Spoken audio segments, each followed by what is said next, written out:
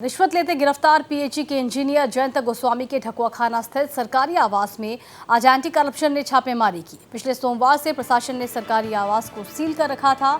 गुवाहाटी से गई anti corruption की team ने स्थानीय पुलिस के सहयोग से लगभग 2 घंटे तक अभियान चलाया।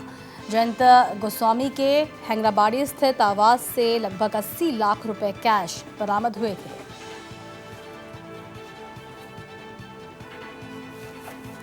ঘিলামাৰা জনস্বাস্থ্য কাৰিকৰী বিভাগৰ অভিযন্তাই 20,000 উৎকোচ লৈ দুৰ্নীতি বিভাগৰ হাতত গ্ৰেপ্তাৰ হৈছে।